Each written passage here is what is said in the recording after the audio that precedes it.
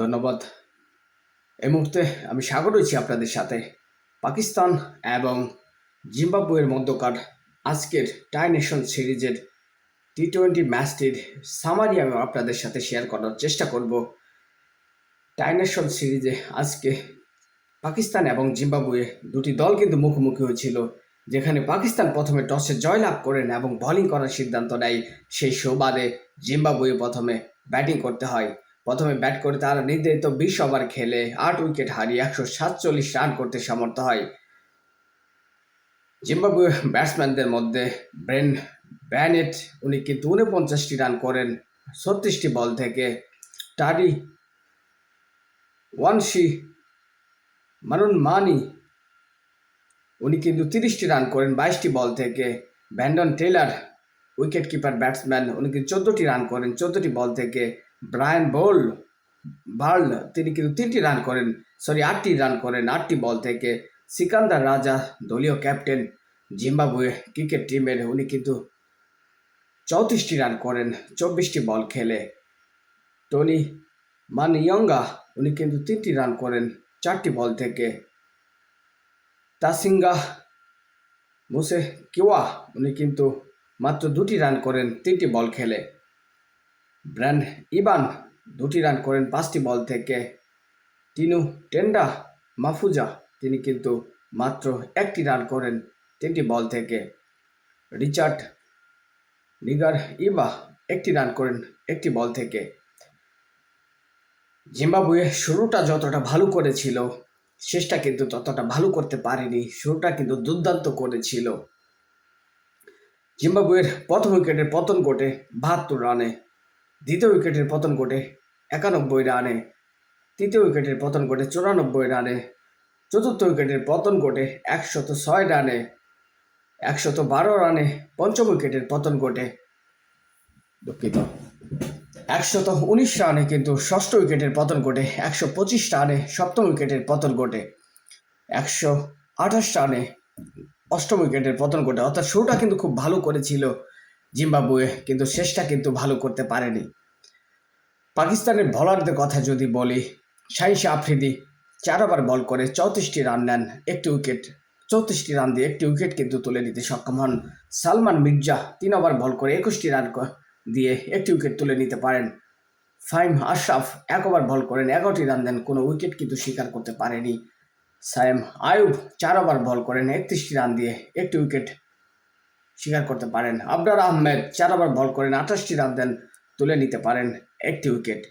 Mohammad Nawaz 4 over বল করেন 22টি run দিয়ে 2টি উইকেট কিন্তু তুলে নিতে পারেন। অপরদিকে 148 রানের টার্গেটে ব্যাট করতে নেমে পাকিস্তান কিন্তু 19 ওভার 2 বলে 151 রান করতে সমর্থ হয় 5টি উইকেট হারিয়ে। পাকিস্তানের ব্যাটসম্যানদের ভিতরে সাহেবজাদা ফারহান কিন্তু 16টি রান করেন 15টি বল থেকে, যেখানে 3টি চারে মার ছিল।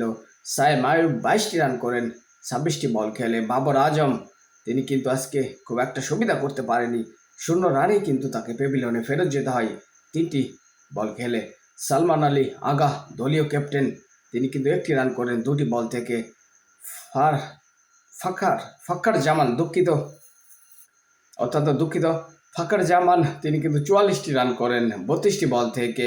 ওসমান খান উইকেট কিপার ব্যাটসম্যান 37টি রান করেন 28টি বল থেকে। মোহাম্মদ নওয়াজ 21টি রান করেন 12টি বল থেকে।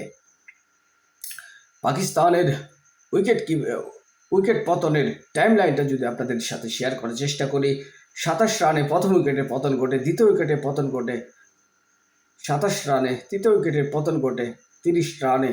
অর্থাৎ 30 রানে কিন্তু তাদের 3টি উইকেটের পতন ঘটে যায়। 54 রানে কিন্তু চতুর্থ উইকেটের পতন ঘটে। তারপরে অবশ্য 115 রানে পঞ্চম উইকেটের পতন ঘটে।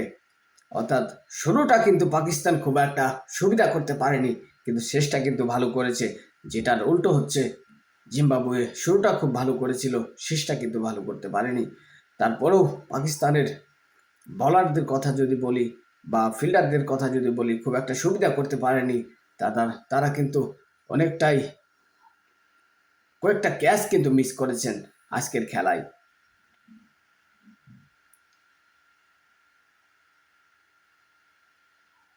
আজকের ম্যাচটি কিন্তু রাওয়ালপিন্ডি ক্রিকেট স্টেডিয়াম পাকিস্তানে কিন্তু অনুষ্ঠিত হয়। টাই নেশন সিরিজ, এখানে কিন্তু 3টি দল মুখোমুখি হয়েছে। তাদের ভিতরে পাকিস্তান, জিম্বাবুয়ে এবং শ্রীলঙ্কা। পাকিস্তান প্রথম ম্যাচে কিন্তু জয়লাভ করলো, জিম্বাবুয়ে প্রথম ম্যাচে হেরে গেল। শ্রীলঙ্কার এখনো কোনো ম্যাচ খেলা হয়নি। শ্রীলঙ্কা এবং পাকিস্তানের ম্যাচটি সামনে নভেম্বর 22 তারিখ অনুষ্ঠিত হবে। আগামীকাল সম্ভবত 20 তারিখ, আগামীকাল 20 তারিখ শ্রীলঙ্কা এবং জিম্বাবুয়ের মধ্যকার ম্যাচটি অনুষ্ঠিত হবে। ধন্যবাদ, ভালো থাকবেন। এই ছিল আজকের পাকিস্তান এবং জিম্বাবুয়ের মধ্যকার ম্যাচ সামারি। সাথেই থাকবেন অবশ্যই fusion TV Bangla official YouTube channel এবং ফেসবুক পেজটি ফলো দিয়ে রাখবেন। ইউটিউব চ্যানেলটি সাবস্ক্রাইব করে রাখবেন, যাতে করে পরবর্তী যে কোনো খেলার আপডেটগুলো খুব সহজে আপনার সামনে চলে আসে। ধন্যবাদ, ভালো থাকবেন।